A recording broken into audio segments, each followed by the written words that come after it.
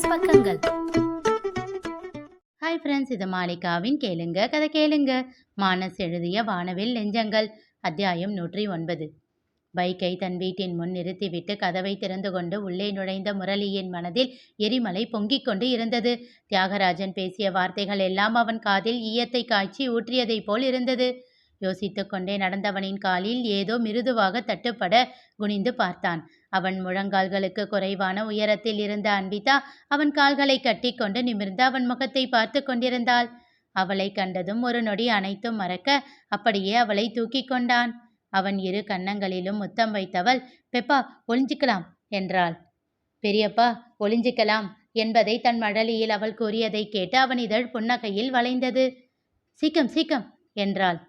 எதுக்கு சீக்கிரமா ஒளியணும் என்று அவள் நெற்றி முற்றி கேட்டான். அண்ணா அக்கா என்று சொல்லி கொண்டிருக்கும் போதே வேகமாக அங்கே ஓடி வந்தனர் ஆதியும் அஸ்வியும். இருவரும் இரு பக்கமும் அவன் இடுப்போடு கட்டி கொண்டு குதித்தனர். குட்டிமா அவுட்டு, நாங்க பார்த்துட்டோமே என்று ஆதி கத்த, ஏ என்று சந்தோஷமாக குதித்தாள் அஸ்விதா. அதனை கண்ட அன்விதா தன் கொலுசிட்ட கால்களை உதைத்து கத்தினாள்.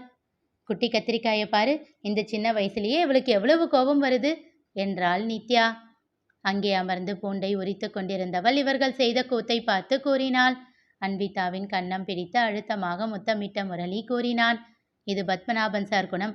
சட்டுன்னு கோபப்படுவாரு, ஆனா மனசுல எதுவும் வச்சுக்க மாட்டாரு. கொஞ்சம் முகம்தான் தாத்தா மாதிரி இருக்குன்னு பார்த்தா குணமும் அப்படிதான் வரும் போல. ஓ அப்படியா, நான் அவரை பார்த்தது இல்லைல்ல, அதுதான் எனக்கு தெரியல என்றாள் நித்யா. ஆமா, கோபப்படுவார்தான், ஆனா மனசு வெல்ல, யாரையும் வார்த்தையால காயப்படுத்த தெரியாது என்று சொல்லி புன்னகைத்தவனின் விழிகளில் வலியை உணர்ந்தாள் நித்யா. பிள்ளைகள் மூவரோடு தன் அறைக்குள் சென்று அமைதியாக படுத்து கொண்டான் முரளி. அவன் மயிற்றின் மேல் அன்விதா அமர்ந்து கொள்ள அவனின் இருபுறமும் ஆதித்யாவும் அஸ்விதாவும் அமர்ந்து கொண்டு மூவரும் விளையாட ஆரம்பித்தார்கள். அவர்களோடு கலந்து கொள்ளும் மனநிலையில் அவன் இல்லை என்பதால் அமைதியாக அவர்கள் விளையாடுவதை வேடிக்கை மட்டும் பார்த்து கொண்டு இருந்தான். அவன் மனதில் எல்லையில்லா வேதனை ஆக்கிரமித்து இருந்தது. தன் அண்ணனையும் அக்காவையும் பார்த்து சிரித்து கொண்டே விளையாடி கொண்டிருந்த அன்விதாவை பார்த்து புன்னகைத்தான் முரளி.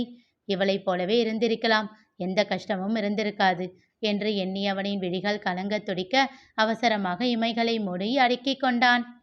இன்று தியாகராஜன் பேசிய வார்த்தைகள் அவனை அவ்வளவு வேதனைப்படுத்தி இருந்தது. இப்படிப்பட்ட வார்த்தைகளை அவரிடம் இருந்து அவன் எதிர்பார்க்கவே இல்லை. அவன் கோபமாக வேலையை அப்படியே விட்டுவிட்டு பையை எடுத்துக்கொண்டு கிளம்ப தியாகராஜனிடம் வேகமாக சென்றான் கிஷோர். அண்ணா, முரளி அண்ணன் கோச்சிட்டு போறாரு, கூப்பிடுங்க. போனா போகட்டும்டா, அவன் என்ன இங்க முதலாளியா? நான் தானே முதலாளி. அவன் இல்லைனா அவன் இடத்துல வேலை செய்ய 1000 பேர் வருவாங்க. இவனுக்கு தான் நான் வேணும், எனக்கு ஒன்றும் இவன் தேவையில்லை. அவர் வார்த்தைகள் இன்னும் அவன் நெஞ்சில் கூரான ஈட்டியை பாய்ச்சியதைப் போல் உணர்ந்தான். மனதில் வலி தேங்கி நிற்க அவன் அவ்விடம் விட்டு இன்னும் வேகமாக நடந்தான். இவன் என்ன பெரிய இவனா? எங்க போயிட போறான்? திரும்ப என்கிட்ட தானே வந்தாகணும். நான் கொடுக்குற சம்பளத்தை வேற எவனாச்சும் கொடுப்பானா? இந்த வேலை இல்லைன்னா இவன் போய் பிச்சை தான் எடுக்கணும். போகட்டும் போகட்டும், உடம்பெல்லாம் இவனுக்கு திமிரு மட்டும்தான் இருக்கு. அவர் இன்னும் ஏதோ சொல்லிக்கொண்டே இருக்க அதற்கு மேல் அவற்றையெல்லாம் கேட்க முடியாமல் இன்னும் வேக எட்டுக்களை வைத்து வெளியில் வந்தவன் தன் பைக்கை எடுத்துக்கொண்டு கிளம்பிவிட்டான். ஏனோ அவர் வார்த்தைகளை அவனால் ஜீரணிக்கவே முடியவில்லை. நான் என்ன தவறு செய்தேன்? இத்தனை வருடங்களில் ஒரே ஒரு முறை இன்றுதான் அந்த தவறு நிகழ்ந்திருக்கிறது. அதற்கு இப்படியெல்லாம் பேசுவாரா? எத்தனையோ முறை தவறு செய்திருந்தாலும் அது ஆடிட்டருக்கு செல்லும் முன்பே திருத்தி இருக்கிறேனே. இன்று ஏதோ என் போதாத காலம், சரியாக கவனிக்காமல் விட்டுவிட்டேன். அதனால் நான் தவறு செய்தவன் ஆகிவிடுவேனா? யார் வேண்டுமானாலும் அப்படி சொல்லட்டும், இவர் சொல்லலாமா? நான் இவரிடம் அப்படியா பழகுகிறேன்? எப்பொழுதும் அவர் சொல்வதுதான், இங்க நான் முதலாளியா நீ முதலாளியா? ஆனால் அது எல்லாம் விளையாட்டாக கூறுகிறார் என்று இத்தனை நாள் எண்ணிக்கொண்டிருந்தேனே. அவர் மனதில் இப்படி தவறான எண்ணத்தோடு தான் சொல்லி கொண்டிருந்தாரா? எப்படி நான் உணராமல் போனேன்? அவன் மனம் கலங்கி தவித்து கொண்டிருந்தது. அக்கா, சமையல் அறையில் வேலை செய்து கொண்டிருந்த சத்யாவை அழைத்தாள் நித்யா.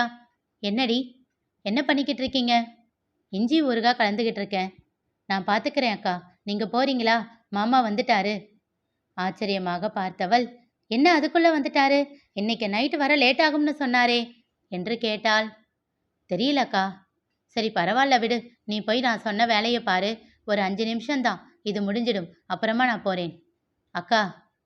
என்னடி சும்மா நொய் நொய்னு அக்கா அக்கான்ற? மாமா ஏதோ வருத்தத்தில் இருக்கிற மாதிரி தோணுச்சு, அதனால தான் சொல்கிறேன். நான் இதை பார்த்துக்கிறேன், நீங்கள் போங்க. என்னடி சொல்ற? அதிர்ச்சியாக பார்த்தாள். ஆமாக்கா, எனக்கு சரியா தெரியல. ஆனா அப்படிதான் தோணுது. யோசனையில் ஆழ்ந்தாள் சத்யா. தனியாவா இருக்காரு ரூம்ல? இல்லக்கா, பசங்களை கூட்டிட்டு போயிருக்காரு.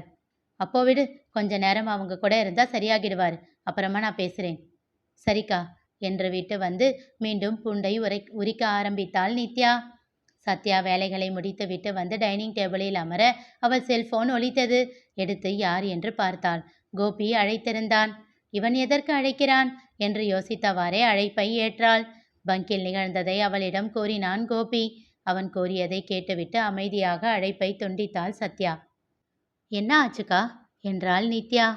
நந்துவும் அப்பொழுது அங்கே வர இருவரிடமும் நிகழ்ந்ததை கூறினாள். சரிக்கா, அப்போ நான் பசங்களை கூப்பிடுறேன், நீங்க போய் மாமா கிட்ட பேசுங்க. சரி என்பதை போல் சத்யா தலையசைக்க நித்யா அவர்களை அழைத்தாள். பெரியப்பா, அம்மா கூப்பிடுறாங்க, நாங்க போறோம் என்று விட்டு இருவரும் வேகமாக எழுந்து வெளியில் வந்தார்கள். அன்விதா முரளியை பார்த்து அழகாக சிரித்தாள். என்னடா குட்டிமா, உங்க அம்மா உன்னை கூப்பிடலையா? அவதான் ஹாஸ்பிட்டல்ல இருக்காளே, உங்க அப்பா கூப்பிட்டாதான் உண்டு என்று சொல்லி சிரிக்க அவன் கூறியது புரிந்தது போல் இன்னும் சத்தமாக சிரித்தாள் அன்விதா. அவன் வயிற்றின் மேல் அமர்ந்து இருபுறமும் கால்களை விட்டிருந்தவள் அப்படியே அவன் மார்பில் சாய்ந்து படுத்து கொண்டாள். அவள் கைகளால் அவனை அணைத்திருக்க அவளை மெல்ல தட்டி கொடுத்தான் முரளி.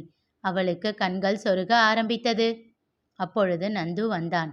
அச்சச்சோ, குட்டிமா அதுக்குள்ள தூங்குறீங்களா? சாப்பிட்டு தூங்கலாமா என்று சொல்லி அவளை தூக்கி கொண்டான். தன் அண்ணனின் முகத்தை ஒரு நொடி பார்த்துவிட்டு வெளியில் வந்தான் நந்து.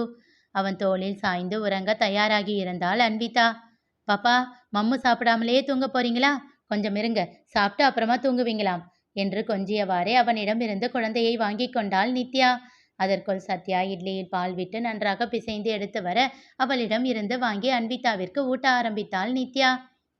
என்ன குட்டிமாவுக்கு அதுக்குள்ள தூக்கம்? இப்போ தூங்கினா ராத்திரி எப்படி தூக்கம் வரும்? அப்புறம் அப்பாவையும் அம்மாவையும் தொந்தரவு பண்ணிகிட்டே இருப்பீங்க என்றாள் சத்யா. விடுங்க அண்ணி, குழந்தைங்க மட்டும்தான் நினைச்ச நேரத்தில் தூங்க முடியும். வளர்ந்ததுக்கு அப்புறம் எல்லாருக்கும் அந்த பாக்கியம் கிடைச்சிடுமா என்ன? நந்து கூற இருவரும் அவன் முகத்தை நோக்கினர். அவனோ தரையை விரித்து கொண்டிருந்தான். அவன் முகத்தில் வலி தெரிந்தது. அக்கா, ஆகாஷ் அப்பா ஏன் அப்படி பேசினாரு?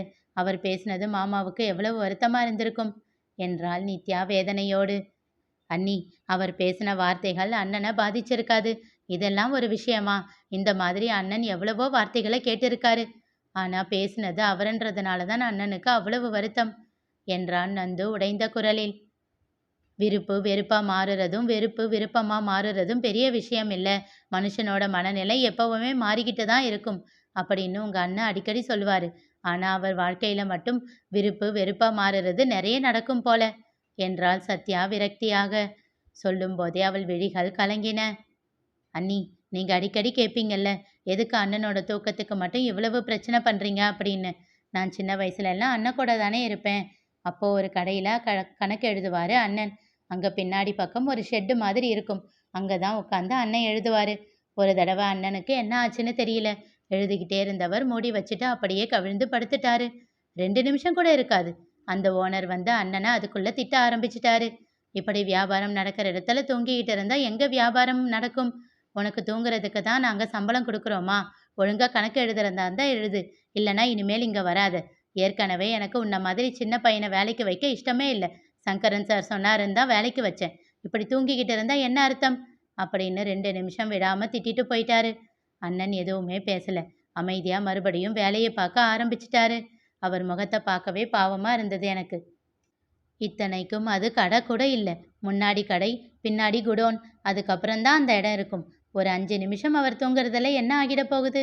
இத்தனைக்கும் அது சாயந்தர நேரம் கூட இல்லை, மத்தியான நேரம்தான். அதனால தான் எனக்கு அண்ணன் தூங்குறப்போ யாராச்சும் எழுப்புனா கோபம் வரும். ஒரு 10 நிமிஷம் தூக்கம்தானே, அதில் என்ன ஆகிட போகுது அப்படின்னு திட்டுவேன். எனக்கு தெரியும் அண்ணி, இந்த விஷயத்தால் உங்களை நிறைய தடவை ஹர்ட் பண்ணியிருக்கேன். ஐ எம் சாரி என்று நித்யாவிடம் கூறினான் நந்து. இல்லை கொழுந்தனாரே, நான் தான் சாரி கேட்கணும். இதை பற்றி உங்கள் அண்ணனும் ஒரு தடவை என்ன கண்டிச்சாரு. அதில் இருந்து நான் எதுவும் தப்பாக எடுத்துக்கிறது இல்லை. விடுங்க அண்ணி, நீங்கள் என்ன தெரிஞ்சா பண்ணீங்க. இப்போ இந்த விஷயத்தில் என்ன பண்ணணும்னு தெரியல. அண்ணன் என்ன யோசிக்கிறாருன்னும் தெரியல. விடு நந்து, நான் பார்த்துக்கிறேன் என்றாள் சத்யா. சரி அண்ணி என்று எழுந்தவன் சாப்பிட்டு முடித்து நித்யாவின் தோளிலேயே உறங்கியிருந்த அன்விதாவை தூக்கி கொண்டு அறைக்குள் சென்று விட்டான். சத்யா முரளியை காணச் சென்றாள்.